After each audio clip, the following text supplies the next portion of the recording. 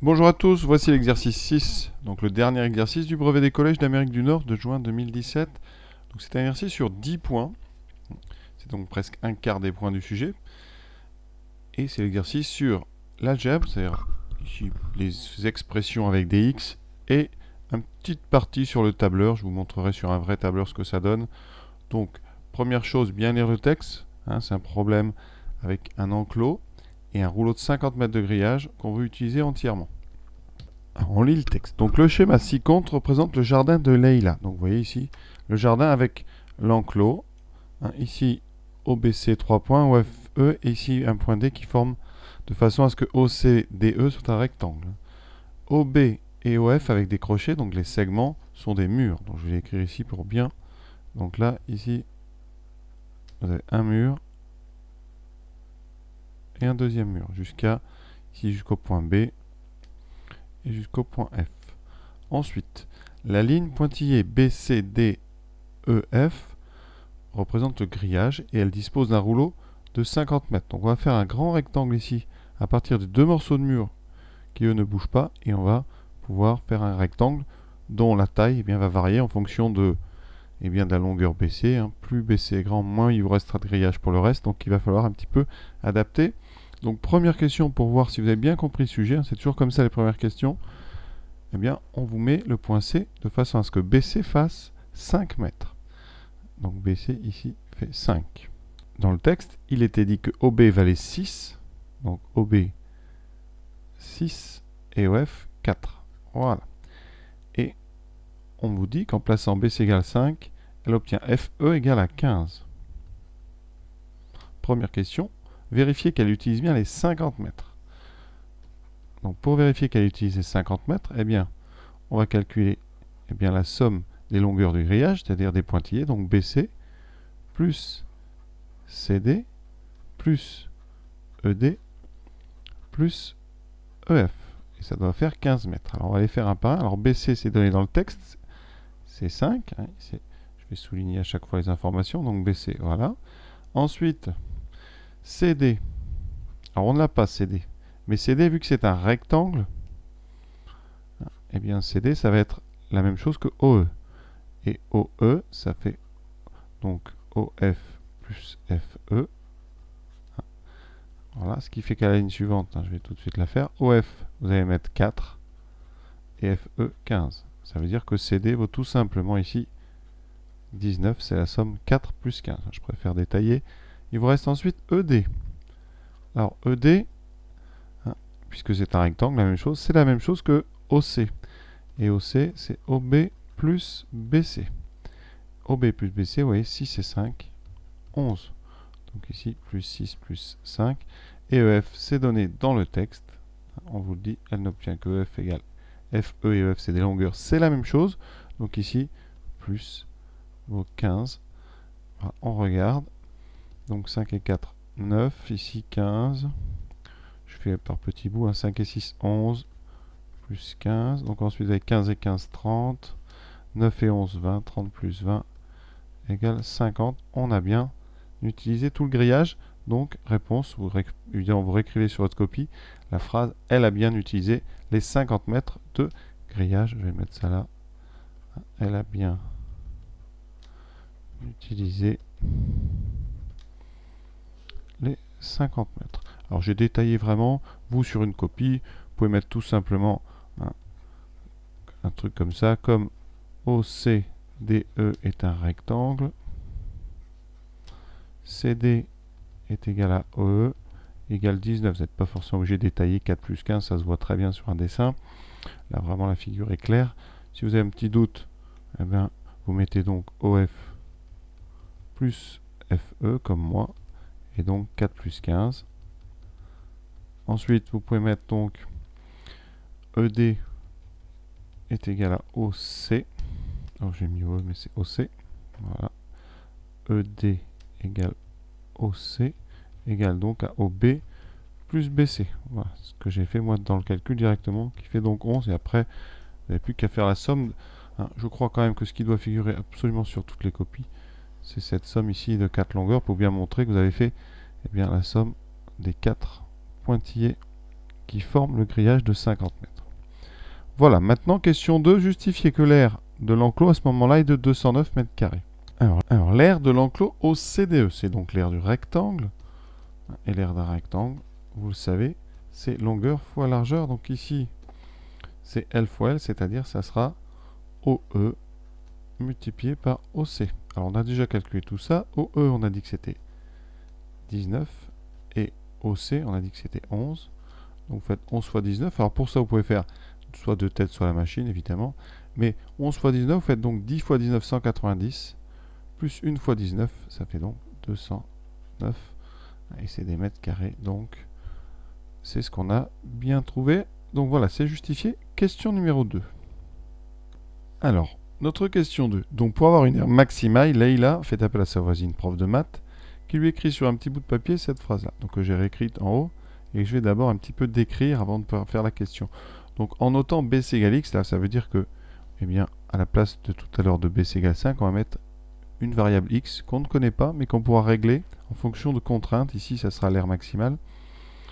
Et on vous dit AX, donc A parenthèse X parenthèse, égale moins X2 plus 18X plus 144. Donc là, vous devez bien comprendre, ce A avec la parenthèse ici, c'est donc une expression de l'aire de OCDE en fonction de X. C'est très important. C'est ce qu'on est en train de créer une fonction dont la variable est X. Et l'expression de cette fonction, c'est donc moins le carré de X plus 18X plus 144. Alors, quelle est la question? Est-ce qu'il faut retrouver la formule ou pas? Alors, si vous lisez bien le texte, on vous dit de vérifier que la formule est bien cohérente. On ne vous demande pas de retrouver la formule. Cohérente, ça veut dire que, eh bien, la question 1 doit marcher. Ça veut dire que si on prend BC égale 5, c'est-à-dire X égale 5, on doit retrouver une aire ici de 209 mètres carrés. Voilà. Alors je vous redémontrerai la formule quand même, mais la question c'était donc tout simplement de prendre X égale 5 et de vérifier qu'on trouvait bien une aire de 209. Et là, on peut dire que la formule est cohérente. Je répète, cohérente, ça veut dire que c'est en accord. Donc on va vérifier. On doit donc, c'est la question 2, on doit donc vérifier que pour X égale 5, la formule donne bien une aire de 209 mètres carrés. Donc on calcule, on utilise la formule en remplaçant X par 5. C'est comme ça qu'on utilise les expressions, en remplaçant X par 5. Ça donne ici A avec un 5 égale moins 5 au carré. Alors il n'y a pas besoin de parenthèse, mais sinon, voilà, plus 18 fois 5 plus 144. Attention, le moins n'est pas dans le carré, donc on aura moins 5 au carré, 25, plus 18 fois 5. Alors 18 fois 5, on peut faire ça de tête, ça fait 5 fois 10, 50, plus 5 fois 8, 40, qui fait 90, plus 144.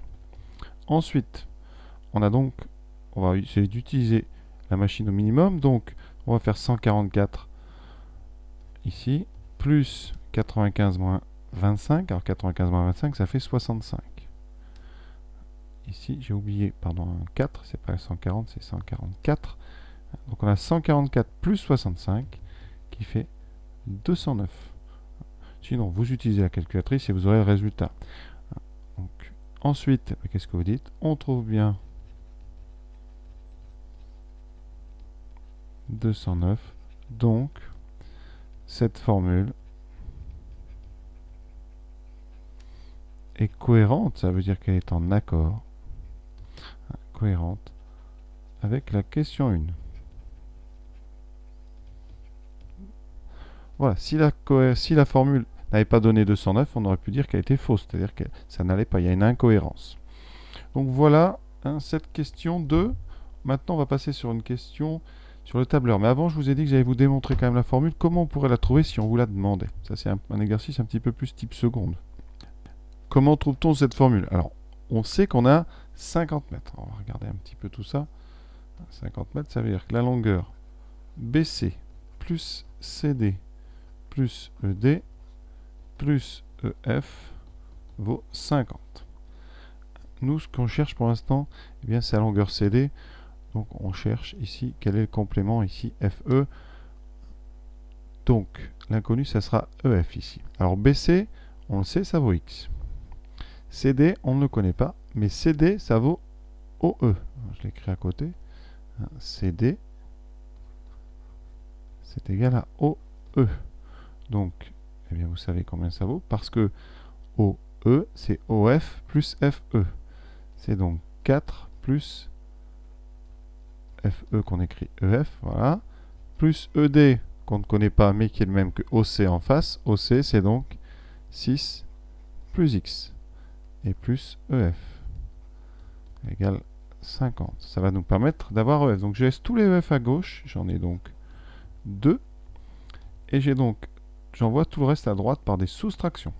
Alors ici j'ai un X, j'ai un deuxième X, donc j'ai 2X à gauche. Donc pour l'instant on va peut-être pas aller trop vite, donc j'ai 2X à gauche, ensuite j'ai un 4, un 6, donc j'ai 2X plus 10 plus 2EF, est égal à 50. Donc je vais mettre 2EF, ça vaut donc 50 moins 10, le 10 je l'enlève des deux côtés, donc ça me fait 40, et ensuite j'ai mes 2X que j'enlève des deux côtés, ça fait 2X moins 40. Et maintenant je divise par 2, et je trouve donc EF égale 40 divisé par 2 moins 2X divisé par 2.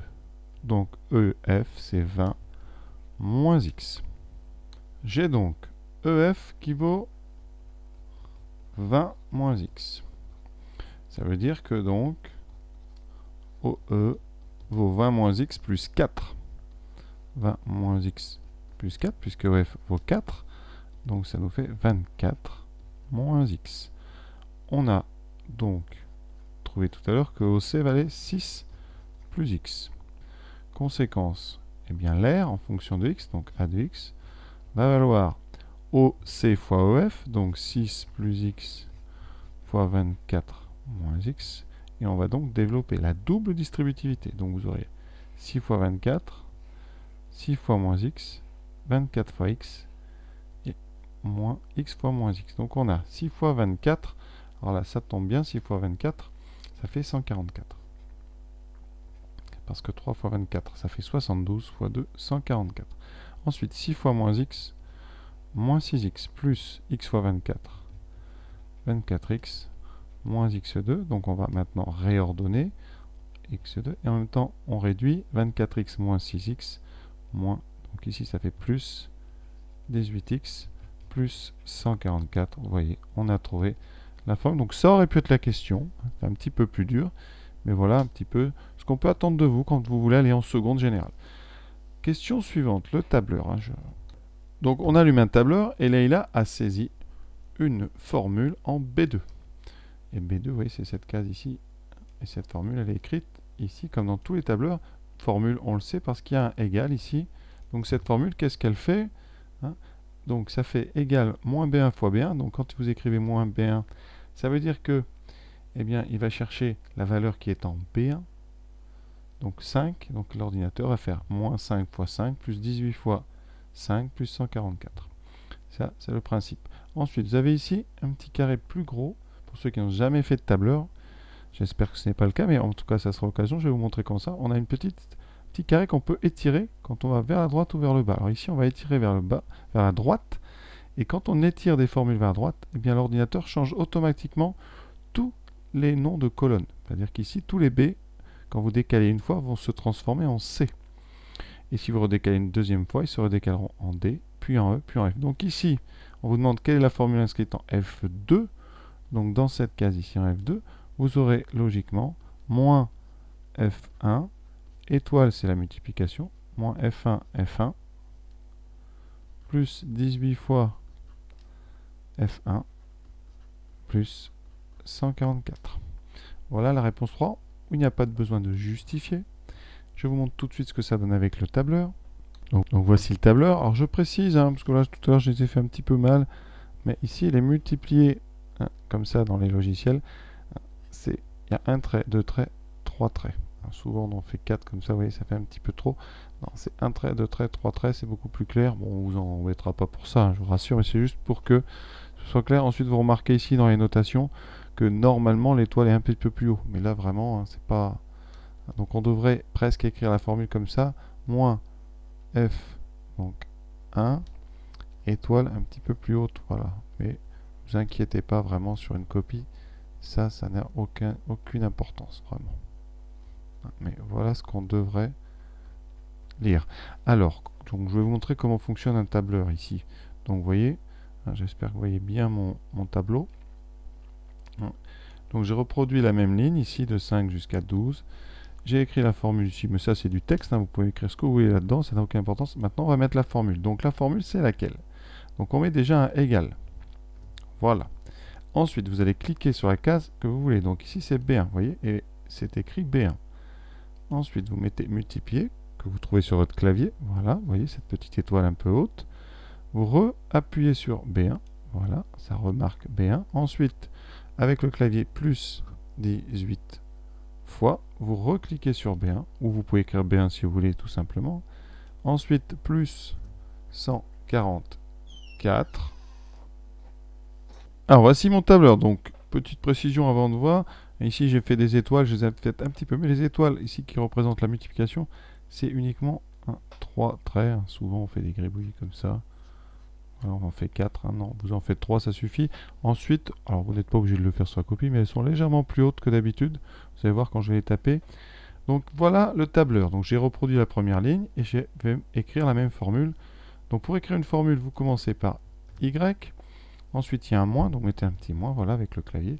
Et vous allez indiquer B1 fois B1. Donc pour faire B1, vous cliquez sur la case B1, vous voyez, c'est écrit B1. Ensuite vous mettez le multiplier. Vous voyez qu'il se met un petit peu plus haut. On réappuie sur B1 et au clavier on écrit donc plus 18 multiplié par encore une fois B1 plus 144. Vous appuyez donc sur la touche Entrée et vous voyez est écrit 209. Et vous voyez ce petit carré dont je vous ai parlé ici. Si vous cliquez dessus, voilà, que vous l'étendez vers la droite, vous lâchez, vous avez un nouveau nombre. Et bien quand vous cliquez sur cette case nouvelle ici, vous voyez la formule ici. C'est la même qu'avant, mais tous les B ont été remplacés par des C. Et donc, si vous les tirez un peu plus, eh bien, vous allez comme ça faire d'un seul coup tous les calculs. Vous voyez, on retrouve les mêmes. Et dans chaque case, vous allez voir ici, j'ai D, E. Et là, dans la case F2, vous avez bien F1, F1 et F1. Donc, voilà pourquoi vous pouvez répondre cette chose-là. La question 3B. Donc, parmi les valeurs figurant dans le tableau, quelle est celle que Leïla va choisir pour BC afin d'obtenir un enclos d'air maximal? Vous regardez le plus grand nombre. Donc 209, 216, 221, 224, 225. Donc ici, le plus grand nombre, c'est 225. Donc elle va choisir BC. Donc elle va choisir X égale 9. Donc BC égale 9. Donc ici, pas besoin de rédiger beaucoup. On va dire l'aire la plus grande, c'est donc 225. Pour X égale 9 dans notre tableau, donc elle choisit BC égale 9 mètres. Alors, pour BC égale 9, quelles sont les dimensions de l'enclos? Alors, on va tout remettre. Ici, on avait 6, ici 4, BC valait 9. Et on va maintenant recalculer les trois côtés, sachant, vous vous rappelez qu'on avait 50 mètres. Qu'est-ce qu'on peut dire? Déjà, ED, vous pouvez le connaître parce que vous connaissez OC. Je vous rappelle, OC, c'est OB plus BC, c'est 6 plus 9, c'est donc 15. Comme c'est un rectangle, eh bien, ED, c'est égal à 15 mètres. Donc là, vous avez 15. Il nous reste à connaître le reste. Comment on peut faire? Eh bien, on sait que la somme ici fait 50, je vous rappelle. Donc, on sait que BC plus CD plus ED plus EF vaut 50 mètres. 50 mètres. Ça veut dire quoi? BC, on le connaît, c'est 9.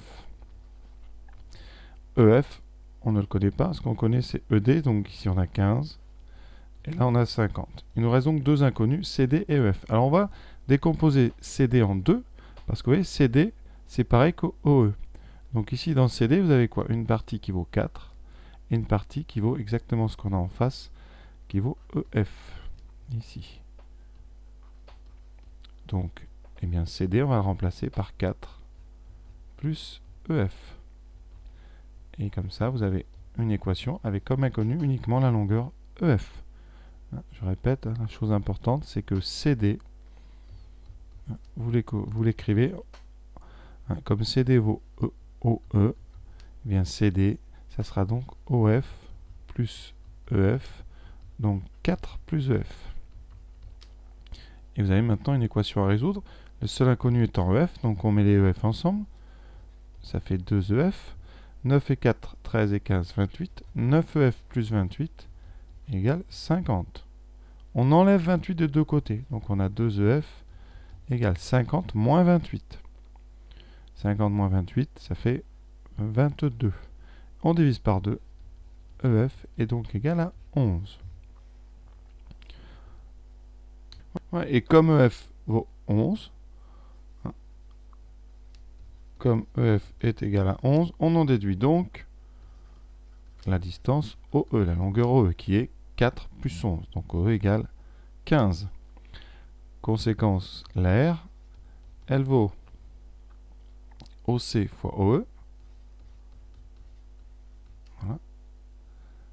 Elle fait bien donc 9 et 6, 15, fois OE 15, 15 fois 15, 225. C'est ce qu'on avait trouvé avec l'ordinateur, donc sur ça on est bon. Donc la question c'était quelles sont les dimensions de l'enclos.